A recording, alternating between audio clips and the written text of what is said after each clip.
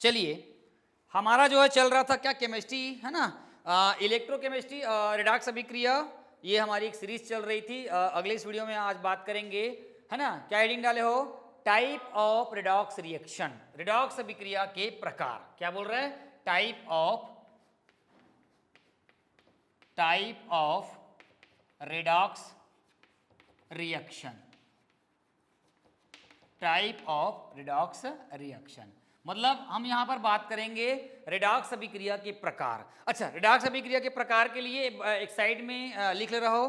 क्या लिख रहोगे, हमने आपको इसके पहले बताया नहीं, लिख लो इसको कि इलेक्ट्रॉन का निष्कासन होना। क्या होना, निष्कासन मतलब समझ रहे हो, इलेक्ट्रॉन का निष्कासन मतलब इलेक्ट्रॉन का बाहर जाना। क्या लिखा, देखो मैं क्या लिखा हूं, इलेक्ट्रॉन का निष्कासन होना मतलब होता है बाहर निकलना। इसको बोलते हैं, याद रखना, डी इलेक्ट्रोनेशन। इंग्लिश में क्या बोलते हैं इसको, डी इलेक्ट्रो, इसको लिख कर रखो, इंपॉर्टेंट है, डी इलेक्ट्रोनेशन। हिंदी में बोलेंगे वी इलेक्ट्रॉनीकरण। क्या बोलेंगे इसको, इलेक्ट्रॉनीकरण। इलेक्ट्रॉन का निष्कासन होना डी इलेक्ट्रोनेशन बोलते हैं इंग्लिश में, हिंदी में बोलते हैं वी इलेक्ट्रॉनीकरण। दूसरा, अब इलेक्ट्रॉन का निष्कासन के बाद क्या आ जाएगा, इलेक्ट्रॉन का क्या आ जाएगा, ग्रहण। इलेक्ट्रॉन का ग्रहण, है ना, ग्रहण होना। इलेक्ट्रॉन अगर अंदर आएगा तो इसको हम लोग बोलेंगे डी, हट जाएगा, इसको हम लोग बोलेंगे इलेक्ट्रो, क्या बोलेंगे इसको, इलेक्ट्रो हम लोग क्या बोलेंगे, इलेक्ट्रोनेशन। और हिंदी में इसको बोलेंगे, ये वी हट जाएगा, जिसको हम लोग क्या बोलेंगे, इलेक्ट्रॉनी क्या करेंगे, इसको करण कहते हैं। समझ में आया क्या, इलेक्ट्रॉन को बाहर फेंकना, डी इलेक्ट्रोनेशंस, ठीक है, और इलेक्ट्रॉन का ग्रहण करना क्या कहलाएगा आपका, इलेक्ट्रॉनीकरण। क्लियर है, क्लियर है। चलिए, अब मैं बात करता हूं रिडॉक्स अभिक्रिया के प्रकार, रिडॉक्स अभिक्रिया के प्रकार। तो पहला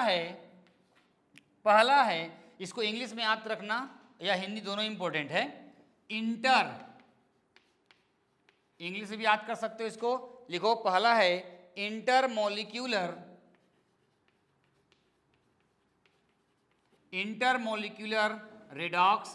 रिडॉक्स रिएक्शन। क्या है पहला प्रकार, क्या बता रहे हैं आप लोगों को, देखो तो फटाफट जल्दी। वो हट गया, हटा दूं क्या उसको, हटा दूं, इंटरमोलिक्यूलर रिडॉक्स रिएक्शन, और हिंदी में इसका नाम लिखो जल्दी, अंतर आणविक रिडॉक्स अभिक्रिया। लिखो, अंतर आणविक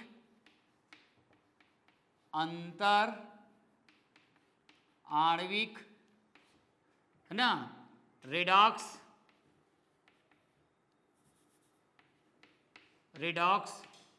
अभिक्रिया, अंतर आणविक रिडॉक्स अभिक्रिया। चलिए, मैं इसका थ्योरी लिख रहा हूं, लिखो, बता रहा हूं, लिखो, अंतर आणविक रिडॉक्स अभिक्रिया हो गया। चलिए लिखो, जब ऑक्सीकरण और अपचयन दिए गए स्पीशीज में अलग अलग यौगिकों के अलग अलग परमाणुओं पर होता है। दिए गए स्पीशीज के यौगिकों में अलग अलग, क्या लिखे, अलग अलग यौगिकों के अलग अलग परमाणुओं, लिखे हो नहीं रे, अलग अलग यौगिकों के अलग अलग परमाणुओं पर होता है, अलग अलग यौगिकों के अलग अलग परमाणुओं पर होता है, तो उसे इंटरमॉलिक्यूलर रिडॉक्स अभिक्रिया कहते हैं। समझना बहुत जरूरी है, बहुत ज्यादा जरूरी है। चलिए ध्यान समझना, चलिए मेरी तरफ आइए मेरी तरफ, SnCl2 plus FeCl3 after reaction SnCl4 plus FeCl4 Cl2। दिख रहा है आप लोग को? ये वाला एक यौगिक है, एक यौगिक है, ये वाला एक यौगिक है, एक यौगिक है। सबसे पहले हम लोग इसको क्या करेंगे, इसका वैलेंसी ज्ञात करते हैं। देखो तो ओए, इसका कितना दिया है 2, इसका कितना दिया है 3, इसका कितना दिया है 4 और इसका कितना दिया है 2। आ गया? एक ही यौगिक में, सॉरी अलग अलग यौगिक में, ये अलग है ये अलग है, तो देखो ये 2 से क्या हो गया 4, अब ये है ना, उसके बाद 3 से क्या हो गया 2। अब समझ में आया? अलग अलग यौगिक में ऑक्सीकरण और अपचयन हो रहा है। क्लियर है? हैं? ये 2 से 4 हो गया मतलब ऑक्सीडेशन, वेरी गुड।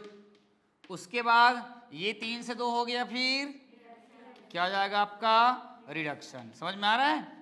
आया? समझ में आ गया ना? ओए, इंटरमॉलिक्यूलर मतलब होता है अंतर आणविक रेडॉक्स विक्रिया। जब अलग अलग यौगिक में ऑक्सीकरण और अपचयन अलग अलग होती है तो उसको हम लोग क्या बोलते हैं, अंतर आणविक रेडॉक्स विक्रिया। क्या ऑनलाइन देख रहे हो आप लोग, समझ रहे हो? समझ में आया है? समझ में आया है तो कमेंट्स है ना, कमेंट सेक्शन में जरूर लिखे। चलिए सेकंड नंबर लिखो, इसका दूसरा प्रकार है, एग्जाम्पल लिख लो फटाक से। सेकंड नंबर है इंट्रा, इसमें इंटर था तो इसमें हम लोग को क्या लिखना है, इंट्रा लिखना है। इंट्रा ए जुड़ जाएगा बस, इंट्रामॉलिक्यूलर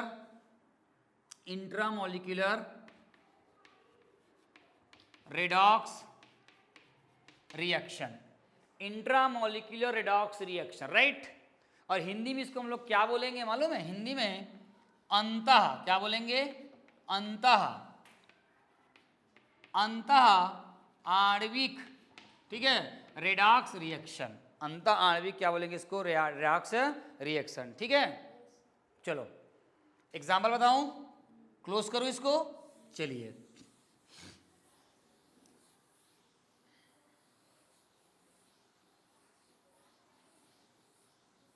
देखिए, हाँ समझना ना, example is very important. Example में बात कर रहा हूं हाइड्रोजन बनाने की, ऑक्सीजन बनाने की विधि। देखो इधर 2KCl है ना, O3 आफ्टर रिएक्शन MnO2 पढ़े होंगे, ये बन जाता है 2KCl प्लस 3O2 बन जाएगा और O2 बन जाएगा। चल देखो इधर 2K Cl2 ऑक्सीजन 3 दूनी 6, ऑक्सीजन 3 दूनी 6। अब मैं इसका ऑक्सीकरण संख्या अगर निकालूंगा, समझ में आ रहा है, तो क्लोरीन का निकालूंगा तो +5 आएगा, ठीक है। कैसे देखो 5 आएगा बता रहा हूं, इसका होता 1 धन x प्लस 3 -2 बराबर 0, 1 धन x प्लस माइनस माइनस 3 दूनी 6 बराबर 0, x 6 में 1 गया 5 बराबर 0, x बराबर कते का आया 5 आ गया, ठीक है। और मैं KCl का अगर निकालूंगा, इसका निकालूंगा तो ये -1 आएगा, इसको भी छोड़ दो।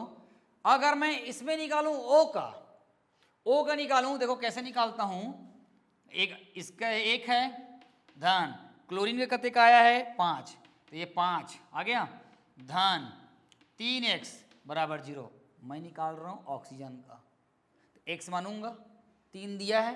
चलिए 5 और 1 6 धन कतेक हो गया 3x बराबर 0, x बराबर ये प्लस है तो -6 बटे 3, 3 एकम 3, 3 दुआ 6, 3 दूनी 6, x बराबर -2, इसका क्या आ गया -2। अब ध्यान समझना, ये देखो यहाँ ऑक्सीजन क्या है 0, तो देखो 5 से क्या हो रहा है, 5 से क्या हो रहा है -1, और ये 0 से क्या हो रहा है +2। अब सुनो,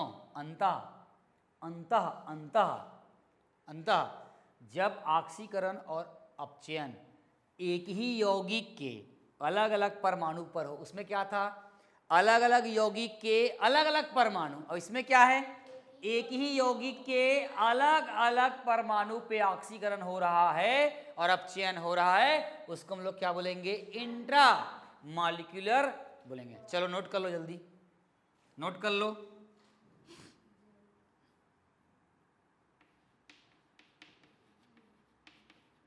जल्दी करो फटाफट।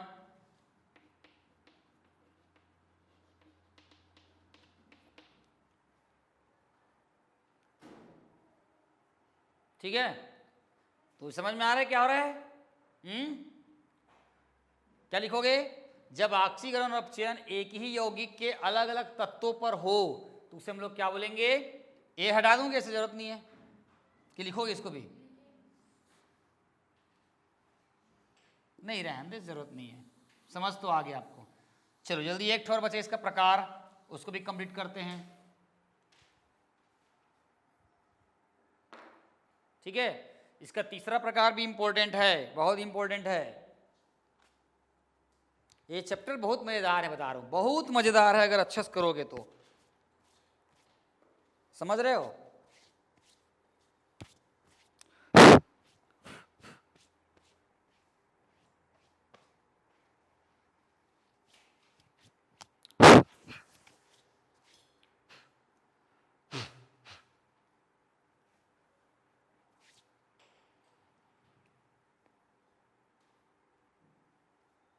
हो गया? आज स्कूल नहीं जाएगी क्या? पक्का?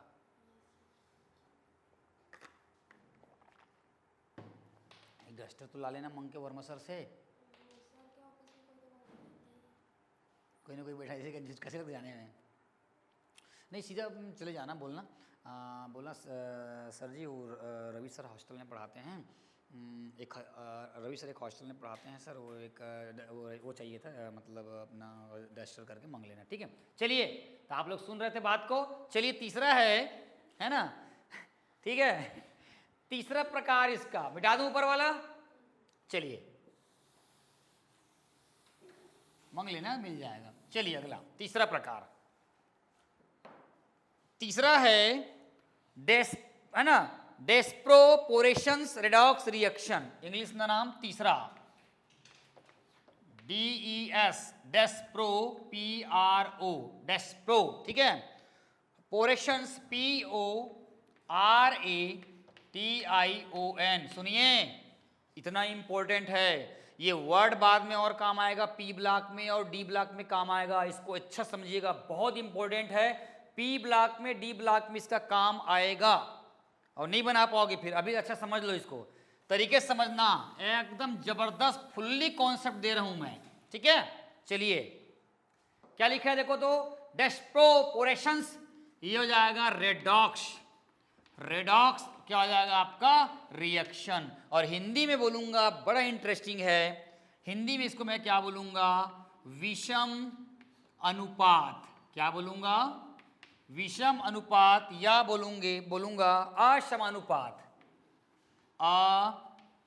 असमानुपात, विषम अनुपात या असमानुपात रेडॉक्स रिएक्शन। चलिए एग्जांपल दे रहा हूं मैं, एग्जांपल पहले भी लिखना मत। H2O2 से ये बन जाएगा H2 प्लस बन जाएगा 1/2 और ये बन जाएगा O2 हाफ। चल देखो इधर, पहले स्ट्रक्चर देखते हैं। ये है H, O और H, इसका होता है -1, इसका होता है -1, और ये दोनों बॉन्ड को बोलते हैं पर ऑक्साइड। क्या बोलते हैं? पर ऑक्साइड बंध।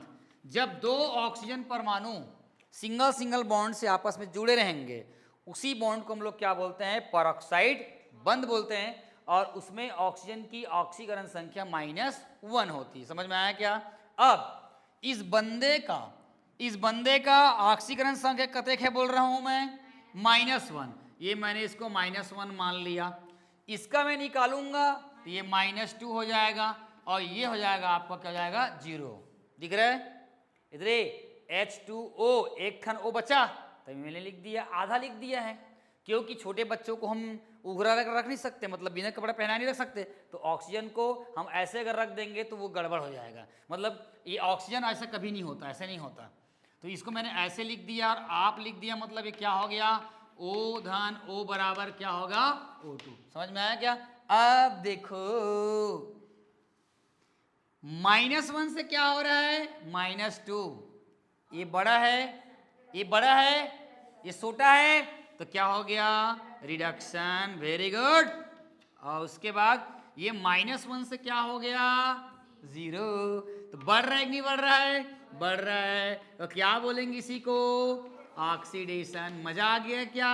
हाँ, तो क्या समझे, सुनो, पहला वाला क्या था, ऑक्सीकरण अपचयन अलग अलग यौगिक के अलग अलग तत्वों पे। इसके पहले वाला क्या था, एक ही यौगिक के अलग अलग तत्व, वो अलग अलग यौगिक के अलग अलग तत्व था। अब ये क्या है, एक ही यौगिक के अलग अलग तत्व, और ये क्या है, एक ही यौगिक के क्या, एक ही यौगिक के क्या, एक ही तत्व पे।